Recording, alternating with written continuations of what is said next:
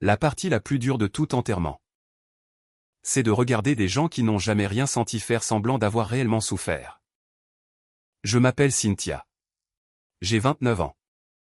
Mais les événements qui ont suivi cet après-midi ont complètement bouleversé ma réalité. Debout dans la foule qui s'éclaircissait au cimetière de Virginie occidentale. J'ai regardé ma sœur aînée s'éloigner au volant d'un véhicule de luxe avec son mari. Sans m'offrir un seul mot de réconfort. Ils ont disparu au détour de la route sinueuse tandis que l'avocat de la succession s'approchait d'eux. Moi près du parking. Il s'est arrêté juste devant moi avant de presser dans ma paume une lourde clé en fer rouillé. L'expression profondément sérieuse. Votre père vous a spécifiquement laissé cette maison abandonnée en haut de la montagne. M'a-t-il dit à voix basse. Avant de mourir. Il m'a chargé de vous remettre personnellement cette clé sans que personne d'autre le sache. Mon père avait mené une vie d'une simplicité extrême. Conduisant une vieille pick-up cabossée tout en m'interdisant formellement de poser la moindre question sur son travail quotidien. Cette propriété mystérieuse avait été complètement exclue des documents officiels d'héritage que ma sœur aînée s'était empressée de réclamer. J'avais d'abord prévu de vendre immédiatement ce bien délabré pour tourner la page. Pourtant, un instinct étrange m'a poussé à l'inspecter d'abord. Quand j'ai enfin grimpé la montagne pour ouvrir cette lourde porte d'entrée, je me suis figé sur place parce que la personne assise à l'intérieur et qui m'attendait était. Bienvenue dans Revenge Mode. Là où les vérités cachées finissent toujours par sortir au grand jour. Prenez votre encas préféré. Et installez-vous confortablement. Car les gens de l'histoire d'aujourd'hui ont eu toutes les occasions de faire ce qui était juste. Mais ils ont choisi la cupidité. Laissez un commentaire ci-dessous et abonnez-vous à la chaîne. Car vous voudrez absolument être là quand cette porte en bois s'ouvrira.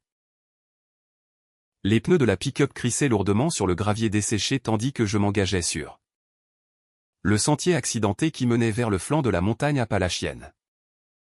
Naviguer sur ce chemin ascendant traître exigeait de garder les deux mains fermement serrées sur le volant pour empêcher le véhicule de glisser vers le précipice escarpé qui bordait le côté droit.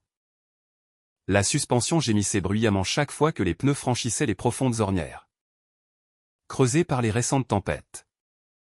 J'ai jeté un coup d'œil instinctif dans le rétroviseur pour m'assurer que personne ne me suivait. Dans cette wilderness isolée. J'ai fini par m'arrêter devant une installation de maintenance de route de montagne négligée. La végétation envahissante engloutissait la moitié inférieure du bâtiment. Tandis que les couches de peinture grise écaillée et la mousse verte épaisse le camouflaient. Parfaitement dans la wilderness environnante. En m'approchant de l'entrée, j'ai découvert une lourde porte en acier renforcé entièrement dissimulée sous la façade de bois. Pourrissante. J'ai sorti la clé de fer rouillée de ma poche et l'ai enfoncée profondément dans le mécanisme de verrouillage récalcitrant. En poussant de tout mon épaule contre le cadre d'acier froid. J'ai enfin forcé les peines intérieures à se déplacer avec un déclic mécanique retentissant qui a résonné dans la forêt silencieuse. Pousser la lourde porte vers l'intérieur a demandé un effort physique considérable en raison du poids énorme de cette barrière métallique renforcée. J'ai franchi le seuil surélevé en m'attendant à trouver des couches de poussière accumulées mélangées à l'odeur du bois pourri. Au lieu de cela, une rafale d'air parfaitement frais et climatisé m'a caressé le visage. J'ai refermé la porte d'acier derrière moi, coupant complètement les bruits naturels de la forêt. L'intérieur s'opposait absolument à la coquille extérieure délabrée laissée pourrir sur le flanc de la montagne. Un matériau d'insonorisation épais recouvrait chaque centimètre des surfaces murales visibles. Du sol jusqu'aux dalles du plafond. 4 énormes baies de serveurs occupaient le centre de la pièce et émettaient un bourdonnement continu et discret dans l'espace clos.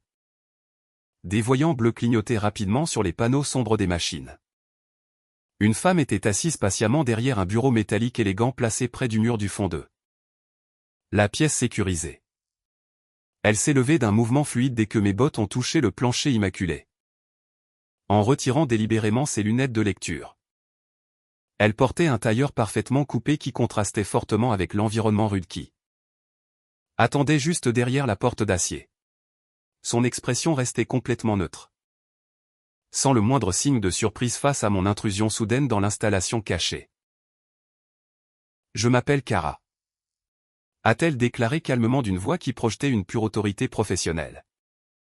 J'ai travaillé directement aux côtés de votre père pendant près de 20 ans pour gérer ces opérations.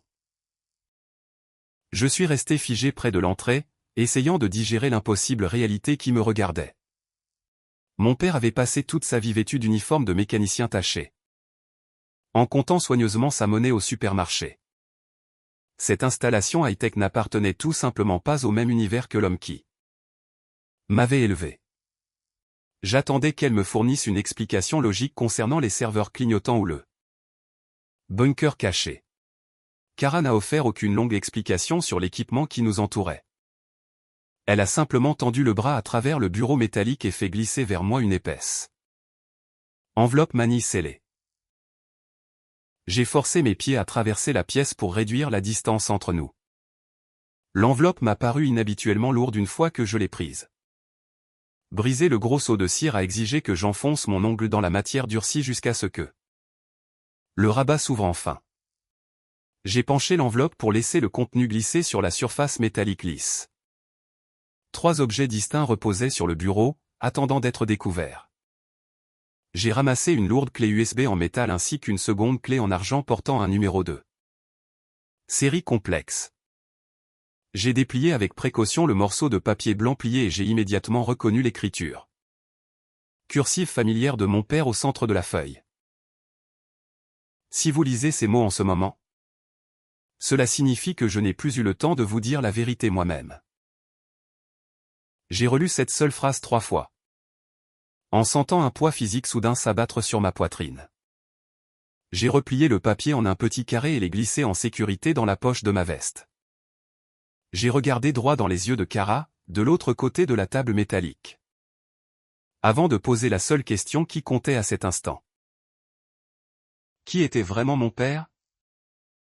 Lui ai-je demandé. Kara n'a pas répondu verbalement à ma question, mais a tendu le bras pour prendre directement la clé USB en argent de ma paume. Elle l'a insérée fermement dans le port principal de la console, provoquant l'apparition immédiate d'un écran d'authentification complexe à 2 niveaux sur le moniteur principal. Ses doigts ont dansé rapidement sur le clavier mécanique pour entrer une longue séquence de caractères alphanumériques, suivie d'une analyse biométrique secondaire via un lecteur d'empreintes digitales caché. Le système a bourdonné un peu plus fort avant d'accorder un accès complet à un immense répertoire de serveurs chiffrés. J'ai tiré une chaise métallique plus près de l'écran lumineux et j'ai pris le contrôle de la souris pour naviguer moi-même dans les archives numériques. L'ouverture du premier dossier principal a révélé des centaines de documents juridiques scannés, parfaitement organisés selon leur date d'incorporation originale. J'ai cliqué à travers les répertoires suivants contenant des titres de propriété pour d'immenses installations de stockage frigorifique situées dans plusieurs États. Un autre dossier contenait les licences d'exploitation d'une vaste flotte de transport inter-États, opérant sous divers noms d'entreprises génériques. En entrant dans le répertoire immobilier, j'ai découvert les actes de propriété de dizaines de milliers d'hectares de terres agricoles de premier choix répartis dans toute la région appalachienne. J'ai ouvert fichier après fichier en cherchant la moindre erreur dans la documentation. Aucune de ces entreprises individuelles ne semblait liée aux autres à première vue, car elles utilisaient toutes des dirigeants différents pour masquer la véritable propriété. Kara s'est penché par-dessus mon épaule pour lancer une application de cartographie financière personnalisée qui reliait les entités corporatives disparates en un seul réseau visuel unifié. J'ai regardé l'écran construire un complexe tableau de participation croisée reliant chaque entrepôt et chaque flotte de transport directement à une entité holding centralisée. Le nœud final tout en haut de la structure corporative affichait clairement un trust révocable, établi exclusivement au nom légal de Patrick. J'ai ouvert le document maître du trust pour vérifier les signatures au bas de la dernière page. L'écriture indéniable de mon père autorisait toute la structure juridique, confirmant sa propriété absolue sur l'ensemble du réseau. Mes yeux ont glissé vers le coin inférieur droit du tableau de bord principal, où le compteur de valorisation financière en direct mettait constamment à jour la valeur du portefeuille. J'ai lu à voix haute la ligne de résumé final, en suivant les chiffres avec mon index pour m'assurer de bien comprendre l'échelle. Les actifs agrégés totaux dépassaient actuellement 80 millions de dollars en capital liquide, vérifiable et en biens immobiliers. J'ai lâché complètement la souris et me suis adossé à la chaise métallique pour digérer les chiffres vertigineux qui clignotaient sur l'écran. Kara a observé attentivement ma réaction avant de confirmer verbalement que les chiffres affichés sur le moniteur ne représentaient que la surface de l'immense empire logistique que mon père commandait activement. Elle a expliqué qu'il avait bâti cette fortune colossale en contrôlant les itinéraires exacts de la chaîne d'approvisionnement nécessaire pour acheminer les produits agricoles vers les grandes villes côtières sans dépendre de distributeurs extérieurs. Je me suis penché à nouveau pour ouvrir le répertoire spécifique contenant les contrats fournisseurs actifs de la division logistique.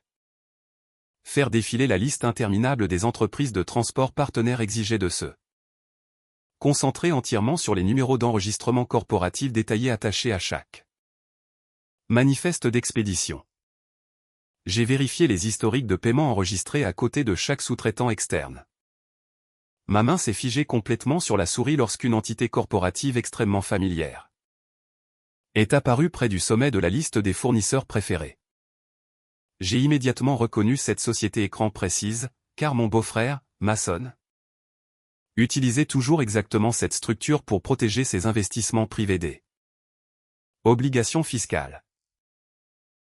J'ai cliqué sur le profil du fournisseur pour ouvrir les factures jointes, qui montraient des centaines de transactions approuvées s'étalant sur plusieurs années. Découvrir son entreprise profondément enchâssée dans le réseau de transport secret de mon père a brisé les dernières illusions que je nourrissais encore sur la dynamique de ma famille. Je me suis levé de la chaise métallique et ai claqué mes mains à plat sur la surface du bureau pour exiger des réponses immédiates concernant ces documents. J'ai regardé Kara droit dans les yeux en l'interrogeant agressivement sur la nature exacte de l'implication de mon beau-frère dans cette opération massive. J'ai exigé de savoir pourquoi Mason recevait des paiements hebdomadaires d'un fonds fiduciaire que mon père avait soi-disant caché au reste de la famille. Je lui ai demandé carrément si ma sœur Bridget était au courant de ces arrangements financiers. Kara n'a offert aucune explication immédiate ni aucun déni concernant sa présence dans les dossiers financiers. Elle s'est contentée de me regarder en maintenant un silence tendu et pesant qui remplissait l'air. Entre nous. La pâle illumination du moniteur d'ordinateur se reflétait nettement sur les traits concentrés de Kara tandis que ses doigts exécutaient une autre séquence rapide de frappe pour contourner un protocole de sécurité secondaire. Elle a fait glisser le curseur sur un répertoire spécialisé entièrement bordé de rouge vif avant de cliquer sur l'icône pour révéler les fichiers les plus lourdement chiffrés stockés dans le vaste réseau de serveurs. Kara n'a pas perdu de temps à offrir le moindre préambule verbal concernant le contenu dévastateur qui attendait à l'intérieur de ces dossiers numériques. Elle a simplement ouvert un tableur de suivi complet documentant des centaines d'itinéraires de transport inter-États assignés exclusivement aux entreprises logistiques opérant sous le contrôle direct de Mason. Je me suis penché plus près du moniteur haute résolution en observant les écarts méticuleusement enregistrés entre les poids de cargaison officiellement déclarés correspondant au manifeste d'entrepôt et les charges réelles franchissant les frontières des États. Kara a guidé mon attention vers une série de confirmations de virements bancaires offshore complexes, prouvant que mon beau-frère utilisait activement le réseau de transport familial pour blanchir d'énormes sommes d'argent provenant d'opérations de contrebande illicites. Mes yeux ont parcouru les registres financiers détaillés qui suivaient les fonds illégaux circulants sans heurts à travers la chaîne d'approvisionnement agricole légitime afin de masquer complètement l'origine criminelle de la richesse accumulée avant de disparaître dans des comptes internationaux intraçables. En descendant plus loin dans la page de transactions principales, j'ai découvert une exigence d'autorisation secondaire obligatoire attachée à chaque virement sortant, dépassant 50 000 $. J'ai ouvert les fils de communication joints contenant les approbations numériques officielles, Requise pour libérer l'argent blanchi dans les comptes corporatifs cachés de Mason. Une vague soudaine de réalisation m'a frappé en reconnaissant la signature numérique vérifiée, apposée au bas de chaque document d'autorisation affiché sur le moniteur. Ma sœur aînée, Bridget, avait délibérément autorisé chaque transaction illégale tout en aidant activement son mari à dissimuler son entreprise criminelle derrière les opérations commerciales légitimes de mon père. Elle savait exactement ce que Mason faisait pendant tout ce temps et participait volontairement à la fraude massive qui se déroulait juste sous la surface. J'ai détourné mon attention de l'écran lumineux pour confronter la femme assise calmement à côté d'eux. Moi dans l'installation sécurisée. J'ai exigé de savoir pourquoi mon père avait permis à ces deux criminels d'infiltrer sa vie tout en me traitant comme une parfaite exclue qui ne méritait que son indifférence constante. Kara a soigneusement fermé le tableur financier avant de tourner sa chaise pour me faire face. Directement. Avec une expression qui exprimait une profonde tristesse mêlée d'une résolution inébranlable. Elle a expliqué que Patrick avait reconnu la nature véritablement impitoyable de Mason il y a de nombreuses années. En découvrant les premières opérations de blanchiment d'argent cachées au plus profond des registres comptables de l'entreprise. Mon père comprenait parfaitement que confronter un homme aussi dangereux que Mason sans rassembler des preuves fédérales accablantes mettrait toute sa famille en danger physique immédiat. Kara a révélé la vérité déchirante derrière la distance psychologique calculée que mon père avait délibérément maintenue entre nous pendant toute ma vie d'adulte. Patrick avait besoin de convaincre complètement Mason qu'il favorisait Bridget au-dessus de tout le monde tout en me considérant comme une déception inutile ne détenant absolument aucune valeur stratégique ni levier financier. Me transformer en exclu rejeté servait de bouclier protecteur ultime, garantissant que Mason ne songerait jamais à m'utiliser comme otage physique pour forcer mon père à lui céder l'ensemble de l'empire corporatif. Mon père avait enduré silencieusement ma haine uniquement pour garantir que ma sécurité personnelle reste complètement intacte. La réalité dévastatrice de son sacrifice ultime a complètement brisé le récit rancunier que j'avais soigneusement construit autour de notre relation tendue au cours de la dernière décennie. Il avait passé des années à jouer le rôle d'un terrible parent spécifiquement pour me tenir à l'écart des points de mire dangereux d'une entreprise criminelle impitoyable opérant au sein même de notre famille. J'ai digéré le poids lourd de sa protection silencieuse en serrant fermement mes doigts autour du bord en bois épais du bureau métallique qui supportait les moniteurs. Mon esprit a rapidement relié la chronologie de son enquête secrète en cours aux circonstances hautement suspectes entourant son décès soudain quelques jours auparavant. J'ai resserré ma prise physique sur la surface du bureau en regardant droit dans les yeux de Kara, pour poser la question logique suivante, exigeant une réponse immédiate. Je lui ai demandé exactement pourquoi mon père avait subi une urgence médicale fatale précisément au moment où il se préparait enfin à remettre toutes ces preuves accablantes aux autorités fédérales. Kara n'a pas répondu verbalement à ma question exigeante, mais a déplacé délibérément sa main droite sur le bureau métallique pour manœuvrer la souris avec une précision exercée. Elle a navigué vers un répertoire hautement dissimulé caché sous de multiples couches de sécurité complexe avant de double-cliquer sur un fichier vidéo spécifique portant la date exacte du décès de mon père. Le moniteur haute résolution est immédiatement passé à l'affichage d'un flux de surveillance monochrome capturé directement par un dispositif d'enregistrement caché positionné en haut dans un coin de la chambre principale de Patrick.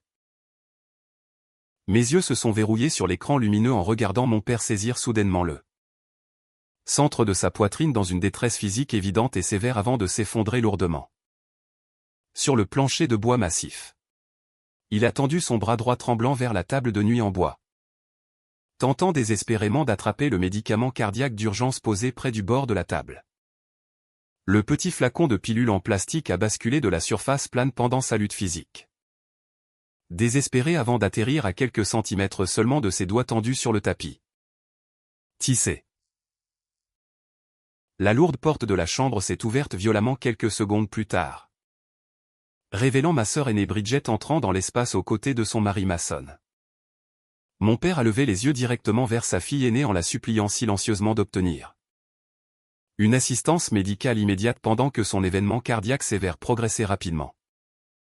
Sur le sol, Bridget s'est approchée de son corps tremblant avant de soulever délibérément le bout de sa chaussure de designer pour donner un coup de pied au flacon de pilule en plastique directement sous la lourde commode en chêne, complètement hors de sa portée physique. Elle a croisé fermement les bras sur sa poitrine en restant complètement immobile à côté de son père, mourant, sans montrer la moindre trace de compassion humaine ou de panique familiale. Mason est entré plus avant dans le cadre de la caméra immédiatement après, en vérifiant nonchalamment la montre en or coûteuse enroulée autour de son poignet gauche pour surveiller activement le passage des secondes. Tous deux sont restés parfaitement immobiles au-dessus de la lutte physique agonisante de mon père, attendant patiemment que ses mouvements corporels cessent entièrement. Ils l'ont regardé prendre ses dernières respirations laborieuses avant que Mason ne plonge enfin la main dans la poche de son costume pour récupérer son téléphone portable et initier un appel d'urgence parfaitement fabriqué aux ambulanciers locaux. La vidéo de surveillance numérique s'est brusquement fondue dans un noir absolu, me laissant contempler mon propre reflet pâle rebondissant sur le moniteur d'ordinateur sombre posé sur le bureau métallique. Kara a plongé à nouveau la main dans la même enveloppe manille celle qu'elle m'avait initialement tendue à mon arrivée avant d'en retirer une seule feuille de papier à lettres épais portant l'entête officielle de Patrick. Elle a placé doucement le document plié sur la surface du bureau métallique en expliquant que cela représentait sa directive finale spécifiquement préparée pour ce scénario exact et dévastateur. J'ai pris le papier et parcouru l'écriture cursive familière qui décrivait la décision ultime qu'il avait délibérément laissée entièrement entre mes mains après sa disparition intentionnelle. Patrick m'accordait formellement l'autorité légale absolue soit d'enterrer à jamais ses secrets corporatifs dévastateurs, soit d'exposer complètement tout le syndicat criminel directement aux autorités fédérales.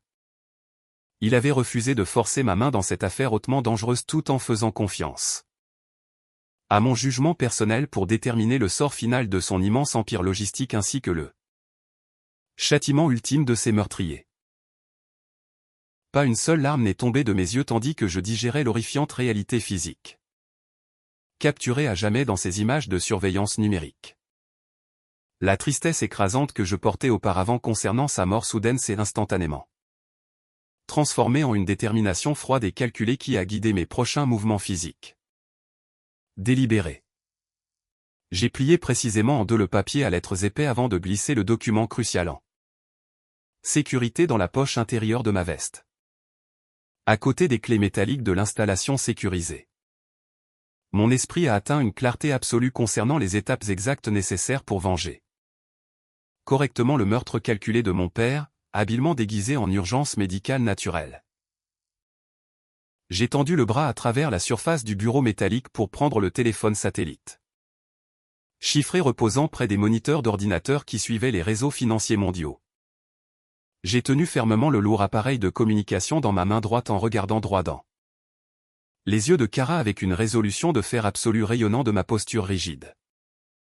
Je lui ai ordonné de contacter immédiatement son agent fédéral parce que nous avions une quantité importante de travail juridique à accomplir avant que le soleil ne se couche derrière les montagnes.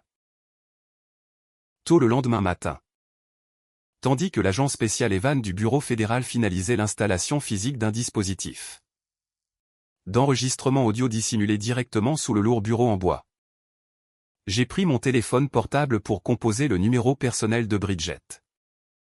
Il a soigneusement fixé le câblage noir le long des pieds de la table métallique à l'aide de rubans adhésifs sombres pour s'assurer que les cibles entrantes ne repéreraient jamais l'équipement de surveillance lors de leur inspection agressive. La ligne a sonné à plusieurs reprises pendant près d'une minute complète avant que ma sœur aînée ne réponde enfin à l'appel d'un ton vocal incroyablement méprisant, exprimant son agacement absolu face à mon interruption inattendue. J'ai délibérément adopté la cadence épuisée d'une sœur profondément amère, se sentant entièrement vaincue par les décisions financières finales apparemment injustes de notre père. J'ai informé Bridget de mon intention immédiate de vendre cette propriété de maintenance de montagne Délabré à une entreprise locale de récupération pour un paiement en espèces minimales. Juste pour clarifier le titre légal. J'ai expliqué que la transaction immobilière en attente exigeait sa signature physique sur une renonciation légale spécifique. Renonçant officiellement à toute éventuelle réclamation d'héritage concernant cette parcelle de terre isolée soi-disant sans valeur. Bridget a ricané bruyamment à travers le haut-parleur avant de refuser fermement de monter tout le chemin jusqu'à la montagne simplement pour signer l'abandon de ses droits légaux sur mon maigre héritage. Une voix masculine secondaire a soudainement résonné en arrière-plan, confirmant que Mason écoutait attentivement toute notre conversation sur le haut-parleur actif. Il a arrogantement ordonné à sa femme de mettre fin immédiatement à l'appel en déclarant explicitement qu'il refusait de gaspiller leur précieux week-end à s'occuper de mes pathétiques problèmes immobiliers. J'ai chronométré parfaitement ma prochaine phrase spécifique en projetant un sentiment fabriqué de frustration écrasante directement dans le récepteur du téléphone pour manipuler son état d'esprit criminel. J'ai mentionné nonchalamment avoir découvert plusieurs lourdes boîtes en carton remplies entièrement des vieux dossiers financiers de notre père, empilés négligemment dans le coin sombre de la pièce principale. Je me suis plaint amèrement de devoir traîner les documents corporatifs poussiéreux dehors pour les brûler dans un baril métallique rouillé avant l'arrivée de l'équipe de récupération le lendemain matin. L'audio de fond est soudainement devenu complètement silencieux pendant plusieurs dizaines de secondes après ma révélation calculée concernant les papiers cachés qui attendaient à l'intérieur de la cabane. Mason a arraché le téléphone portable directement des mains de sa femme avant d'exiger brusquement que je laisse ces boîtes en carton spécifiques complètement intactes jusqu'à ce qu'ils arrivent pour inspecter le contenu eux-mêmes.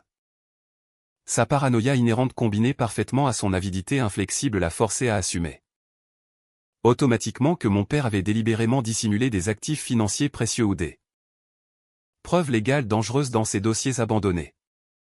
Il m'a agressivement ordonné d'attendre exactement là où je me tenais avant de couper brusquement la connexion cellulaire sans attendre mon accord verbal ni aucune autre explication. L'agent spécial Evan a hoché silencieusement la tête dans ma direction en entendant la tonalité de déconnexion résonner dans la pièce silencieuse, tout en terminant ses préparatifs techniques. Il a immédiatement levé sa radio tactique chiffrée pour communiquer de manière sécurisée avec les unités de la police d'État déjà mobilisées dans le terrain montagneux environnant. Des dizaines d'officiers hautement entraînés portant des vêtements tactiques non marqués se sont déplacés silencieusement à travers le dense brouillard matinal qui roulait lourdement sur le sol forestier appalachien. Ils ont établi un périmètre de surveillance complet autour du bâtiment de maintenance tout en restant complètement camouflés derrière les épais troncs de pins imposants. Les équipes tactiques avaient délibérément dissimulé leurs véhicules de police non marqués plusieurs kilomètres plus bas sur la route principale pour s'assurer que les cibles approchantes ne remarqueraient aucune présence physique inhabituelle. Je suis resté parfaitement immobile derrière le bureau métallique en me préparant mentalement à la confrontation physique inévitable qui s'approchait rapidement sur la route de terre sinueuse. Kara est restée entièrement hors de vue à l'intérieur d'un placard utilitaire secondaire pour maintenir l'illusion nécessaire de mon isolement complet à l'intérieur de la structure abandonnée. L'agent spécial Evan s'est retiré dans la salle de surveillance adjacente pour surveiller les flux audio en direct provenant des microphones cachés attachés sous le bureau. Le lourd silence matinal qui enveloppait la forêt de montagnes isolée s'est enfin brisé lorsque le rugissement agressif du moteur d'un véhicule utilitaire sport haute performance a résonné bruyamment à travers les arbres environnants. Le bruit mécanique approchant a officiellement signalé que la proie ciblée avait volontairement pénétré directement au centre de notre piège qui l'attendait. Les lourds pneus du véhicule utilitaire sport coûteux ont violemment écrasé le gravier moussu qui recouvrait la cour avant en dérapant jusqu'à un arrêt brusque près du Porsche pourrissant. Mason a claqué agressivement la portière côté conducteur avant de monter lourdement les marches de bois pourri menant à l'entrée en acier renforcé. Bridget a suivi de près son mari en inspectant la structure extérieure délabrée avec une expression exprimant un dégoût absolu pour l'environnement de montagne isolée. Ils ont poussé la lourde porte vers l'intérieur sans se donner la peine de frapper et ont marché directement au centre de la pièce climatisée avec une arrogance écrasante dictant leurs mouvements. Physique. Mason a immédiatement exigé d'inspecter les boîtes en carton contenant les vieux dossiers corporatifs de mon père avant d'accepter de signer tout document légal renonçant à leur réclamation d'héritage. Il a claqué violemment son poing fermé contre la surface du bureau métallique en tentant d'utiliser une pure intimidation physique pour forcer mon obéissance immédiate à ses exigences agressives. Je me suis tenu fermement derrière le bureau métallique en croisant les bras de manière défensive sur ma poitrine pour bloquer complètement son chemin vers le placard utilitaire verrouillé. J'ai catégoriquement refusé de leur accorder l'accès à tout papier caché jusqu'à ce que Bridget appose sa signature physique sur la renonciation immobilière officielle reposant près du moniteur d'ordinateur. Mason a pénétré agressivement dans mon espace personnel en menaçant d'enlever de force les documents. Lui-même si je continuais à défier ses ordres directs concernant les fichiers dissimulés. J'ai délibérément maintenu mon calme en me moquant de son intérêt soudain et désespéré pour une pile de papier soi-disant sans valeur laissé par un homme qu'il méprisait secrètement. J'ai continuellement provoqué son tempérament volatile en demandant pourquoi un homme d'affaires hautement prospère avait désespérément besoin de fouiller dans les déchets laissés à l'intérieur d'une cabane de maintenance de montagne abandonnée. Mes mots calculés ont touché un air profond de son ego fragile, faisant tressauter violemment les muscles de son visage tandis qu'il s'efforçait de maintenir sa posture dominante devant sa femme. Son visage s'est empourpré d'une rage incontrôlable en entendant mes insultes calculées concernant son avidité insatiable qui le poussait à cette excursion matinale entière jusqu'à la montagne. Bridget a tenté de tirer son mari vers la porte en suggérant nerveusement qu'il devrait simplement signer la renonciation pour quitter immédiatement cet endroit misérable. Mason a secoué violemment ses mains agrippantes tout en se penchant par-dessus le bureau métallique pour crier directement dans mon visage avec un venin absolu dégoulinant de chaque syllabe prononcée. Il a explicitement déclaré qu'une exclue inutile comme moi ne possédait absolument aucun pouvoir pour les empêcher de prendre tous les actifs précieux que mon père avait stupidement tenté de cacher. J'ai poussé encore plus loin son point de rupture psychologique en mentionnant nonchalamment qu'essayer de dissimuler une trousse d'urgence médicale volée ne le sauverait jamais de devoir faire face à la justice ultime. Je l'ai accusé directement d'avoir regardé mon père s'effondrer sur le plancher de bois sans lever le moindre doigt pour contacter les services médicaux d'urgence locaux pendant les moments critiques.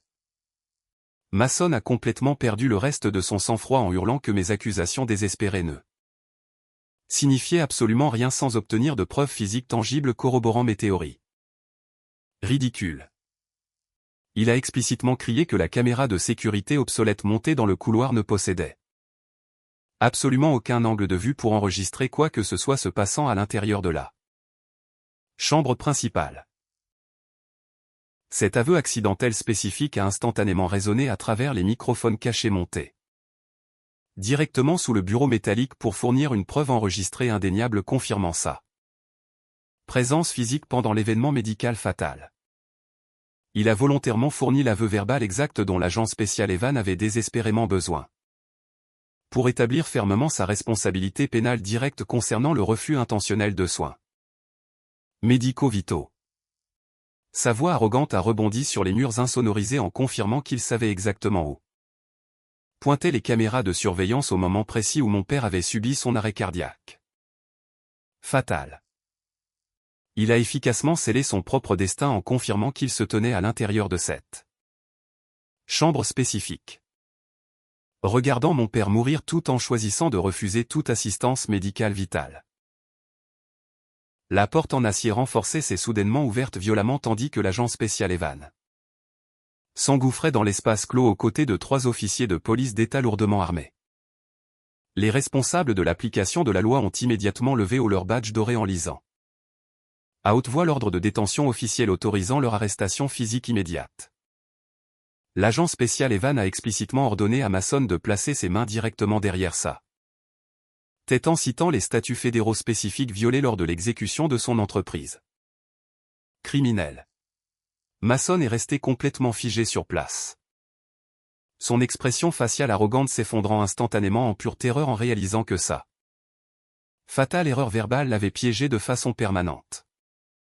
Les menottes en métal froid se sont refermées violemment autour des poignets de Mason, provoquant une série de cliquetis métalliques aigus qui ont clairement résonné dans la cabane de montagne soudainement silencieuse. Bridget s'est immédiatement effondrée à genoux en hurlant hystériquement des accusations désespérées directement contre son mari pour détourner toute responsabilité pénale loin d'elle-même. Elle a pointé frénétiquement ses doigts tremblants vers Mason tout en affirmant bruyamment qu'il avait orchestré toute la dissimulation médicale sans sa participation volontaire pendant l'événement cardiaque fatal.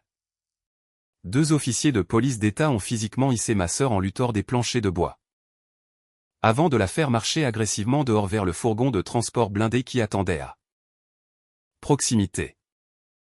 L'agent spécial Evan a suivi de près le couple arrêté en les informant explicitement qu'il resterait incarcéré en attendant une audience de détention immédiate devant un magistrat fédéral. Les lourdes portes d'acier du véhicule de police se sont refermées définitivement, scellant les 2 criminels à l'intérieur du sombre compartiment de transport. J'ai regardé le convoi de véhicules de police non marqués descendre lentement la route de terre sinueuse, emportant mes membres de famille traîtres vers leur ruine légale inévitable. Plusieurs mois épuisants se sont écoulés après ce matin fatidique sur la montagne tandis que je travaillais sans relâche aux côtés de Kara pour démanteler systématiquement l'immense empire agricole de mon père. Nous avons passé d'innombrables heures à l'intérieur d'une salle de conférence corporative stérile à signer des milliers de documents juridiques autorisant la liquidation complète du vaste trust révocable. Kara a contacté plusieurs cabinets de courtage internationaux pour mettre aux enchères les vastes réseaux d'installations commerciales de stockage frigorifique dispersés à travers les différentes frontières des États. J'ai personnellement approuvé les accords de vente finaux transférant la propriété des immenses flottes de transport inter-États à des entreprises logistiques légitimes opérant en dehors de notre influence familiale contaminée. Le processus complexe de démantèlement financier a finalement converti l'ensemble des avoirs immobiliers cachés directement en capital liquide vérifiable déposé en sécurité dans un compte bancaire centralisé. J'ai tenu ma promesse ultime à mon père défunt en ordonnant à l'institution financière de virer exactement 50% de la fortune totale accumulée à une organisation caritative très spécifique. Le don monétaire massif a été directement affecté au financement d'une fondation régionale spécialisée dédiée exclusivement au soutien des citoyens âgés isolés nécessitant une assistance médicale urgente dans leurs foyers isolés. J'ai ressenti un profond sentiment de clôture en regardant l'écran de confirmation bancaire numérique vérifier le transfert réussi de ces fonds qui changeaient la vie de la population âgée vulnérable. Les procureurs fédéraux ont construit un dossier criminel impénétrable contre Mason en utilisant les enregistrements audio indéniables capturés directement sous le bureau métallique à l'intérieur de la cabane de maintenance. Les avocats de l'accusation ont combiné cet aveu verbal crucial avec les horribles images de la caméra cachée pour déposer des accusations d'homicide dévastatrices ainsi que de multiples chefs d'inculpation fédéraux pour racket. Le juge fédéral président a examiné la montagne écrasante de preuves physiques avant de refuser officiellement chaque demande de libération sous caution soumise par leurs avocats de la défense. Très cher. Mason est resté enfermé à l'intérieur d'un centre de détention à sécurité maximale, vêtu d'une combinaison orange vif, en attendant son procès criminel inévitable sans aucun espoir d'obtenir un accord de plaidoyer favorable. Bridget occupait une minuscule cellule de béton dans un établissement correctionnel pour femmes séparées, confrontées à des décennies de prison obligatoire pour avoir activement participé à la négligence médicale fatale. Elles ont toutes 2 perdu absolument tout ce qu'elles avaient stupidement tenté de voler, parce que leur avidité insatiable les avait finalement aveuglées face au piège élaboré que mon père avait méticuleusement conçu avant sa mort. J'ai conduit mon véhicule lentement à travers les grilles de fer familières du cimetière de Virginie occidentale tandis qu'une brise d'automne fraîche balayait les feuilles mortes sur les pelouses parfaitement entretenues. Marcher silencieusement le long des allées pavées m'a permis de réfléchir à l'immense fardeau psychologique que mon père avait volontairement porté pendant ces dernières années sur cette terre. Il avait délibérément sacrifié notre relation personnelle pour assurer ma survie physique face à un prédateur impitoyable se dissimulant sous les traits d'un membre légitime de notre propre arbre familial. Je suis enfin arrivé à la pierre tombale de marbre poli marquant son dernier lieu de repos en plongeant profondément la main dans la poche de mon manteau pour récupérer la clé de fer rouillée. J'ai placé doucement l'objet métallique lourd sur la surface de pierre froide pour symboliser la conclusion officielle de la mission dangereuse qu'il avait confiée à mes soins. J'ai chuchoté silencieusement dans l'air vide du cimetière pour reconnaître son immense sacrifice, tout en laissant partir la colère profonde qui hantait mon âme depuis tant d'années. J'ai tourné le dos au marqueur de tombe en marbre avant de marcher avec confiance vers mon véhicule, pour commencer ma vie complètement émancipée. Les ombres sombres de mon histoire familiale traumatisante se sont enfin complètement estompées. Derrière le bruit de mes pas qui résonnaient, ne laissant qu'un avenir brillant et ouvert qui m'attendait.